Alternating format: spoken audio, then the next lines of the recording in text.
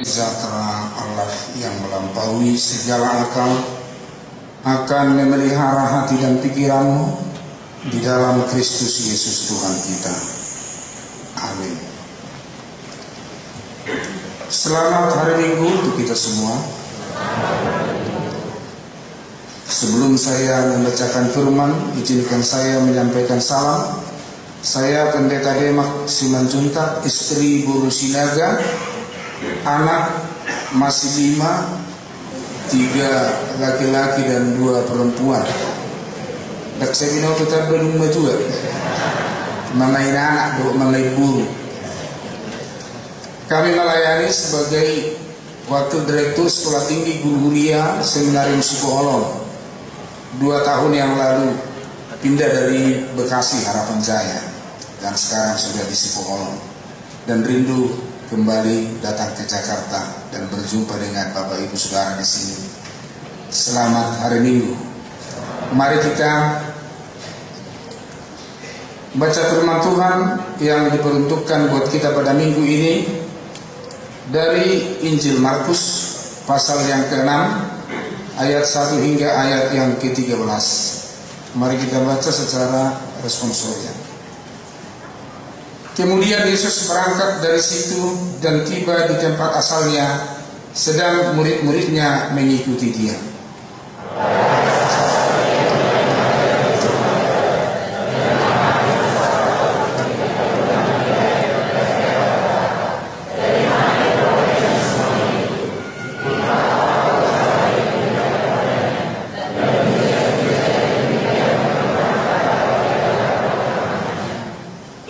Bukankah ia ini tukang kayu, anak Maria, saudara Yakobus, Yoses, Yudas dan Simon?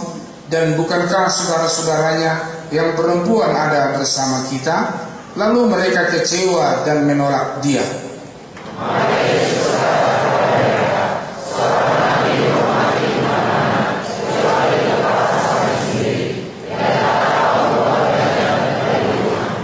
Ia tidak dapat mengadakan satu mujizat pun di sana, kecuali menyembuhkan beberapa orang sakit dengan meletakkan tangannya atas mereka.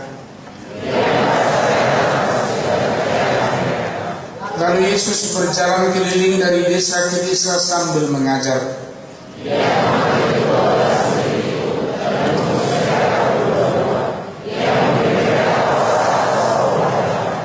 Dan berpesan kepada mereka supaya jangan membawa apa-apa dalam perjalanan mereka, kecuali tongkat, roti pun jangan, bekal pun jangan, uang dalam ikat pinggang pun jangan.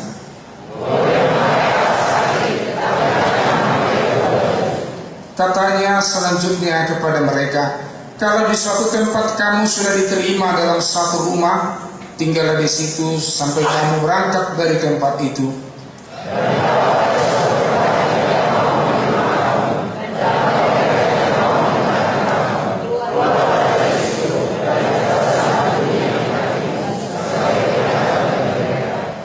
Lalu pergilah mereka memberitakan bahwa orang harus bertobat.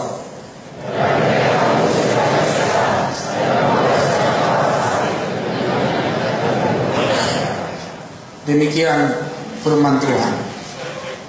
Saudaraku yang dikasihi Tuhan, ada 2 keheranan yang berbeda ketika Yesus melakukan pelayanannya, membuat tanda mujizat, menyembuhkan, orang buta bisa melihat, orang lumpuh bisa berjalan. Semua orang takjub dan heran. Tetapi ada yang heran, dan keheranan ini mengantar mereka kepada kepercayaan, sehingga mereka menjadi percaya. Tetapi di Nazaret mereka heran dan takjub, tetapi tidak membawa mereka kepada kepercayaan. Justru keheranan itu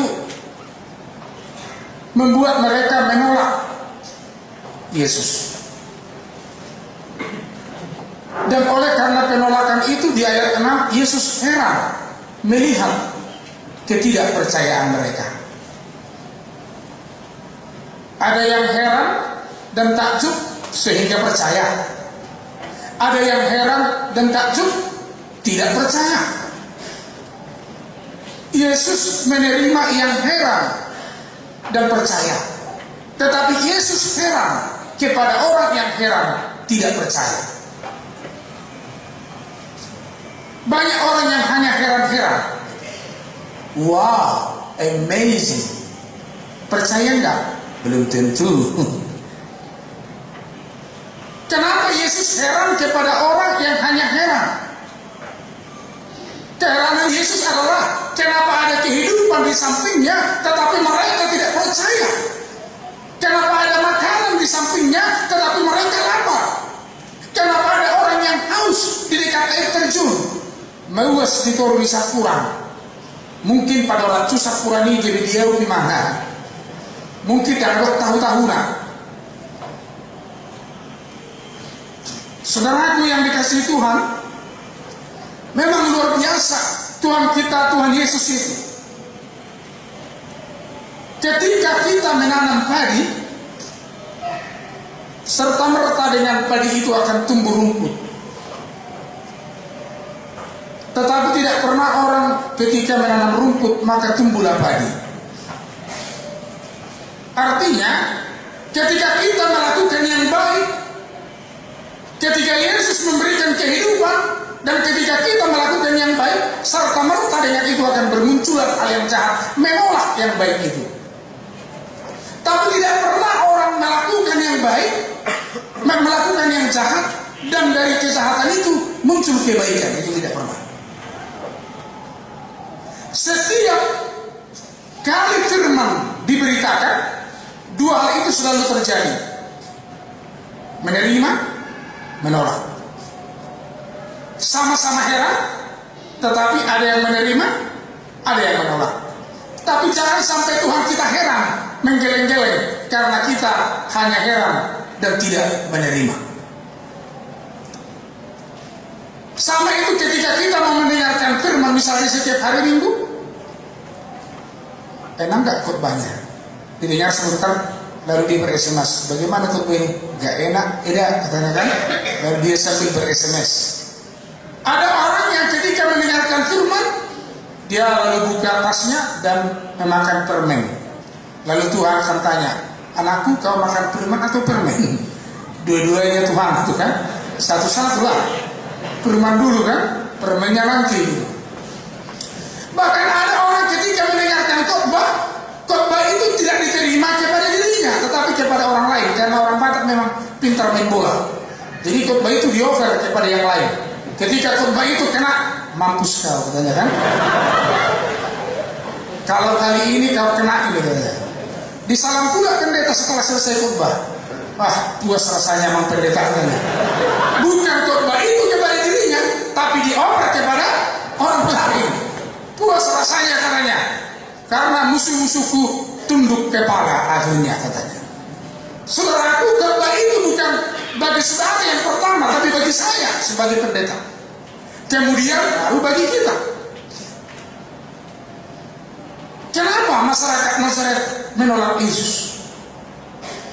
Yang pertama karena mereka mengenal Yesus dari hal lahiriahnya itu aja.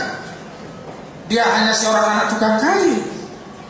Dia hanya seorang yang miskin. Bahkan dia adalah dari keluarga. Bahkan dia diisukan anak haram. Bukan anak Yusuf itu. Yesus itu lahir sebelum mereka menikah secara resmi. Oh, itu Yesus itu dia. Termerhusi Nabi itu, Nabi. Bayangkan Bapak Ibu, pasti kalau di kampung kita ada anak seperti itu dan menamakan diri sebagai Nabi, sebagai anak Tuhan. Ih, malu ya.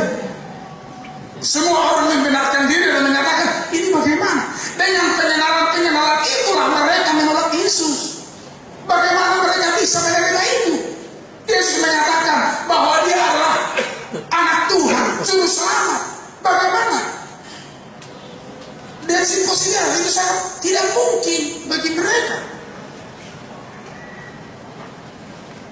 Saudaraku yang dikasihi Tuhan,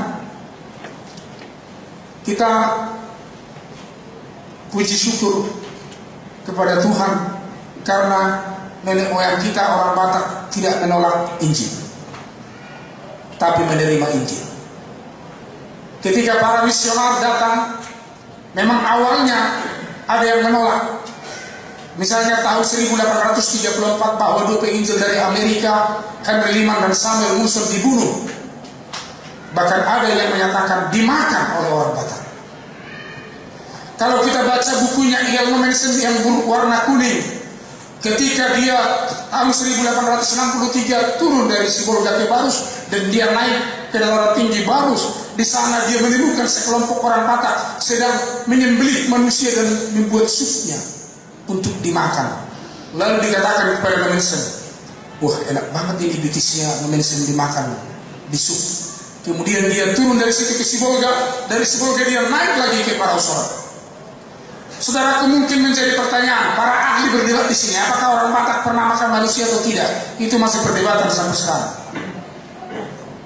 Tetapi yang jelas kalau hal itu kita renungkan, kalau untunglah nenek moyang kita menerima Injil dan tidak menolaknya, sehingga kita dibawa dari kegelapan ke dunia terang. Luar biasa itu. Tapi kalau saya tanya sekarang, apakah kita masih makan manusia sampai saat ini? Saya langsung malah beda mah. Tiwasa belum berbeda musuh walakun itu. Berarti saya langsung malah beda. Kamu nasok kubuhi ini kan? Mungkin tidak dimakan dagingnya, tapi minimal makan hati, gitu kan? Makan hati aku lihat ya katanya. Makanya pernah orang Batak turun naik metro mini dari Kampung Saran, turun dia naik ke metro mini, wajahnya sangat banget di kalender gitu. Lalu dia lihat, oh ini orang Batak ini, iya. Lalu suku yang lain duduk di sampingnya. Orang Batak ya, oh iya, kenapa rumahnya? Rese loh, ya kan? Enggak, saya ingin tanya. Katanya orang Batak itu semuanya dimakan, anjing dimakan, kerbau dimakan, babi dimakan.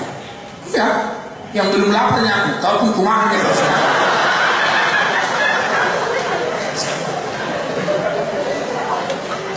Kita bersyukur, ya. Saya sering katakan begini, Momensen tidak pernah mendirikan gereja di Jakarta ini. Misinya hanya kepada orang Batak, tapi efek positif dari pelayanannya sehingga sekarang gereja sangat luar biasa di Jakarta ini oleh karena orang Batak yang telah mendapat pencerahan itu. Amin. Ya. Efek. Tapi sangat sedih, Bapak Ibu Saudara, kalau kita kembali sekarang di Bonapasuki. Setelah saya pindah dari Jakarta ini, saya sangat sedih. Bulan April yang lalu saya berjalan kaki ke sebuah pelayanan di desa Perhonas.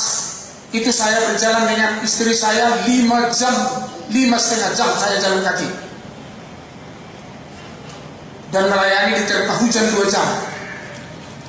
Kami di sana disambut begitu meriah sekali, lonceng gereja dibunyikan. Karena jarang pendeta datang. Listrik belum ada. Kita bayangkan itu adalah profil orang Batak yang telah menerima Injil lebih dulu. Jadi sama di sini, di sana kurang berkembang Injilnya, di sini berkembang. Sama seperti labu, sama seperti jelok. Di kampung halamannya dia ditolak, tetapi di perantauan dia berhasil. Kalau seandainya Bapak Ibu pulang ke kampung, naruh puang, baru ayo kok. Kalau nggak dikasih song hasilnya. Nah, padahal di Jakarta ini sudah banyak orang terkagum-kagum melihat dia. Itu yang dikatakan Yesus. Para pelayan itu kita juga semua sering tidak berhasil di kampung halaman kita. Karena apa? Karena kita dinilai dari hal-hal lahiriah itu. Karena kita dinilai. Mungkin karena kita dikenal. Seperti saya pulang kampung misalnya. Saya mau khotbah bapak saya. Coba, anakku dong, nama katain. Nah, udah ya. Padahal di sini kalian semua ternyata hanya mendengar saya. Itu apa nggak lucu? Tapi waktu saya nggak diterima. Ketika bapak saya dengan perangir kami berbedai di sana, lalu saya datang untuk mendamaikan mereka. Udahlah, pema terserah dengan kisioi. Begitu. Mungkin itu kita alami juga, ya. Jadi gereja-gereja di Tapanuli itu yang disebut dengan gereja homogen itu sangat sulit berkembang dibanding dengan gereja di Jakarta yang heterogen. Homogen itu maksudnya begini, mereka satu kampung, satu adat, kemudian mereka juga satu di ladang di sawah. Ini orang yang berbeda di sini. Waktu saya melayani di Tanah Sawah dulu, ada penyatua membaca hukum Taurat itu. Patik pengeluhan kita ke-8. Unak komanako. Langsung ada jemaat dari sana. Asaholakun naroham. Memang. Karena jemaat itu mengenal bahwa dia juga ikut berninja kelapa sawit. Karena dikenal kan begitu, sehingga ditolak. Karena dikenal sehingga ditolak. Begitu. Atau ada teman semarga saya bilang itu, tidak usah marga bapak ini. Teman semarga saya juga di situ dulu, waktu saya di Tanah Jawa dulu. Dia mengatakan Yesuslah jalan kebenaran. Kita harus percaya kepada Yesus, jalan yang sungguh-sungguh. Padahal dia tiap hari manaksa bidadari. Semakin tipis jalan ini, nggak bisa lagi. Yang aturan bisa mobil, nggak bisa lagi. Jadi datang jemaat dari sana, Pak Soba Jamikan, dan suruh patuh dan ditanon ibar bariho. Artinya harus satu arah, jalan ke surga dengan jalan dunia ini, Bapak Ibu. Lalu ketika Yesus mengutus murid-muridnya pergi untuk memberitakan Injil itu, dia katakan, dia pesankan, kalau Tuhan yang mengutus, pasti Tuhanlah yang akan memberikan segala kecukupan buat para pelayan itu. Mungkin inilah menjadi perlindungan besar buat kami para pelayan. Justru kami sering lebih khawatir dari jemaat.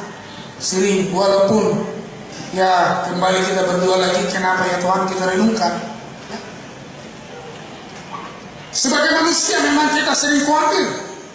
Khawatir itu wajar, manusiawi. Tetapi yang dikatakan oleh orang percaya jangan dikuasai oleh kekhawatiran. Siapa yang tidak khawatir? Istri yang tidak khawatir kalau suaminya sudah nggak pulang 2 hari. Ada istri nggak khawatir, udah 2 hari nggak pulang-pulang. Aku nggak pulang udah 2 hari. Bapak mak, besi kita pasti khawatir. Siapa orang tua yang tidak khawatir kalau anak-anaknya tidak pulang sudah jam 12 malam, jam 1 pagi misalnya. Tetapi yang dikatakan adalah jangan dikuasai oleh kekhawatiran. Ketika aku mengutus kamu, pergilah tanpa membawa bekal, katanya kepada murid-murid, karena aku akan menyediakan nanti bagimu di sana. Jadi pernah seorang pelayan pendeta ditempatkan di daerah terpencil. Jadi ketika SK saya datang dari Bekasi ke Tarutu, ya saya katakan saya siap, dan memang saya berangkat.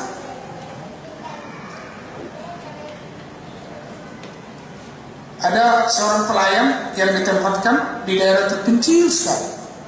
Sudah 6 tahun mereka tidak panen, karena masa-masa dulu itu ada wering yang menghabiskan semua sawah.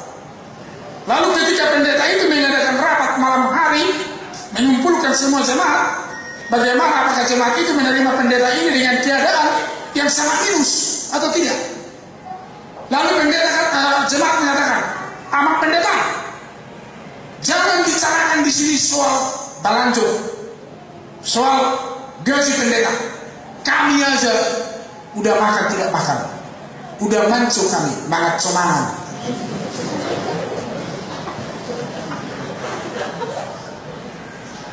Bayangkan, sudah 6 tahun kami tidak panen.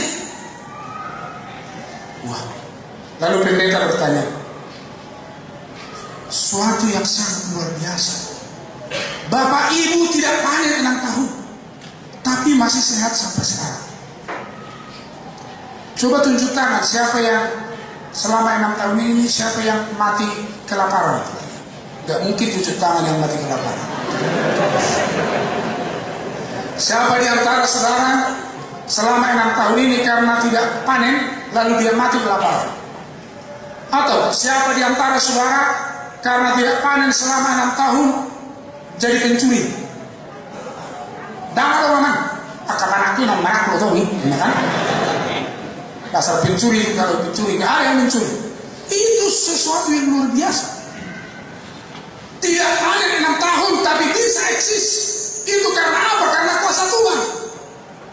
Selain padi, mereka menanam ubi dan jagung. Ada jalan keluar yang selalu dibuat oleh Tuhan. Daripada kita di kota ini panen tiap bulan tapi tak menikmatinya. Misalnya. Tapi kalau Bapak Ibu Saudara saya lihat pasti menikmati panen tiap bulan itu. Ya kan?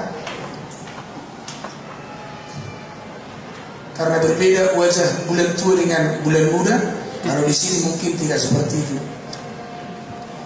Saudaraku yang dikasihi Tuhan, kalau ada yang menolak kamu, kata Yesus, kibaskanlah debu di kakimu. Memang kalau mendengar itu kita merinding. Kalau ada pembawa Injil, pemberita Injil datang dan kau tolak dan kau ditolak, kibaskanlah debu di kakimu. Apakah Yesus dalam hal ini mengutuk setiap desa yang menolak Injil? Ini tidak harus ditafsirkan ke sana. Hanya dikatakan supaya mereka tahu bahwa di antara mereka ada nabi, supaya mereka tahu bahwa di sekitar mereka ada kehidupan, supaya mereka tahu bahwa di tengah-tengah mereka sudah datang kehidupan, tetapi mereka tolak.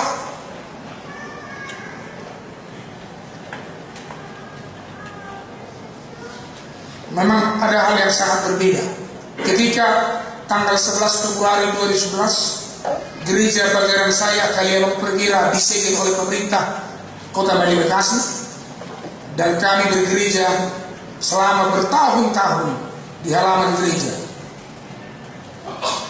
Kami tidak bisa lagi membedakan mana hujan, mana air mata, semua gabung semua.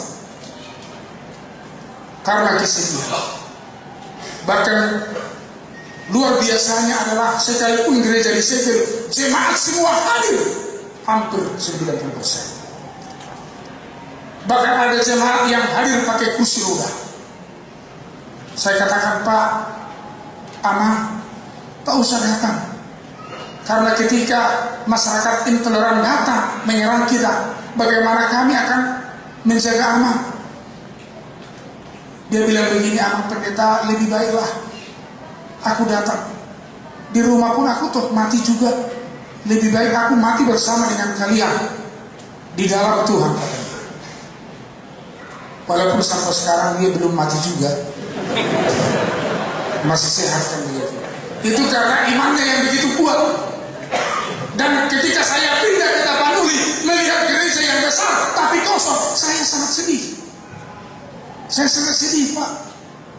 Jadi melalui firman hari ini, saya minta tolong kepada Bapak Ibu Saudara, ingatlah kampung halaman kita. Apa efek yang akan kita lakukan sekarang di sana? Saya datang juga ke sini karena ada evaluasi dengan yayasan yang kami bentuk, Yayasan Huria Menggelupi Huria, yakni menggaji para calon pendeta di pedesaan yang tidak sanggup membayar gajinya. Sudah 1 tahun kita lakukan program itu, dan efeknya sangat luar biasa. Bapak Ibu Saudara bisa ingat kampung halaman kita sekarang, apa yang bisa kita lakukan kepada generasi kita, kepada anak-anak kita, karena mereka nanti akan juga pergi dan mereka akan berbuat di tempat yang lain. Seperti Bapak ibu saudara yang berbuah di tempat ini? Efek yang akan kita lakukan apa? Misi yang ditugaskan kepada para murid-murid itu adalah ada 3 misinya. Mentobatkan pertobatan, kemudian mengusir roh jahat, kemudian melakukan penyembuhan. Itulah misi yang dibawa oleh para murid. Itu pertanda bahwa kerajaan Allah sudah datang. Mentobatkan pertobatan, dan itu juga sampai sekarang, supaya setiap orang yang mendengarkan firman bertobat, metanoia, metanus, berbalik 180 derajat. Tapi ada pernah pendeta praktik berkhotbah karena saking berapi-api, kita harus bertobat 360 derajat. Berarti kembali kepada kisah Habel. Bertobat itu adalah 180 derajat. Itu saking semangatnya itu. Harus 360 derajat.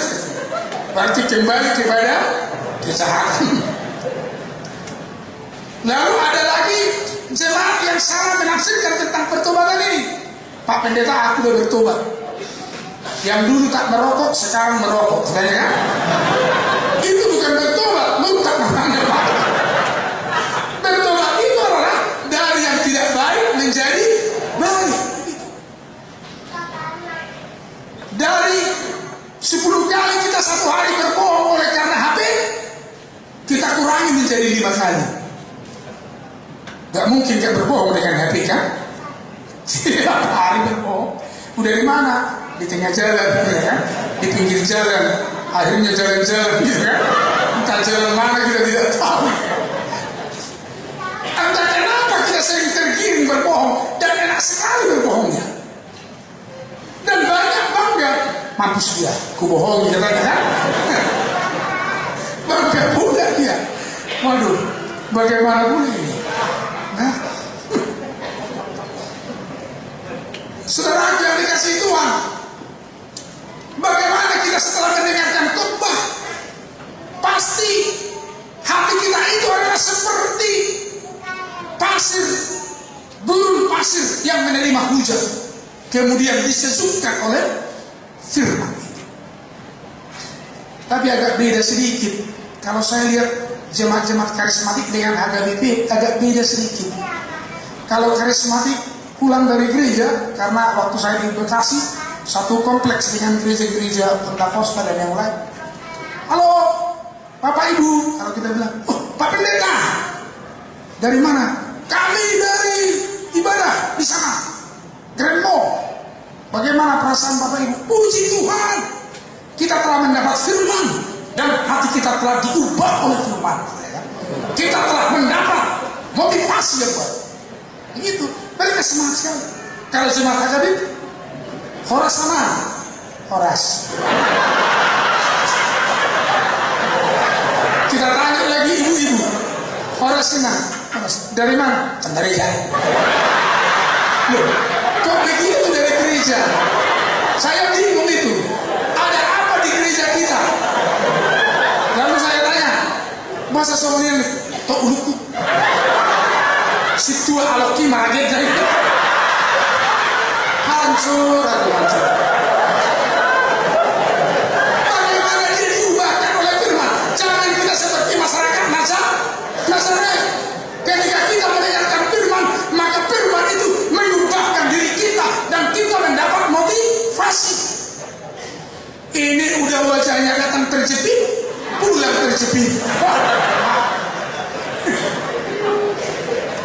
Wajahnya seperti terbeban, pulang juga terbeban. Karena saking banyaknya beban, lalu dia tidur. Makanya kalau jemaat tidur di gereja, saya tidak pernah marah itu. Udah. Paling saya katakan begini, terpujilah Tuhan. Karena penyakit manusia paling banyak sekarang adalah insomnia, tidak bisa tidur. Kalau Bapak Ibu tidak bisa tidur di rumah, datang ke rumah Bapak, langsung tidur. Dengarkan firman Tuhan, karena Tuhan juga sering berbicara melalui mimpi sebenarnya. Tidur aja. Tapi tidak ada satu yang tidur. Saudara yang dikasih Tuhan. Yang kedua, misi para murid-murid itu adalah mengusir roh jahat. Bagaimana kita sekarang mengusir roh jahat? Apakah kita bisa? Bisa. Ada 3 cara mengusir roh jahat. Yang pertama, melalui nyanyian. Jadi kalau Bapak Ibu sudah mulai dihinggapi simbolis, bangga pula dia simbolison. Masih simbolisonal,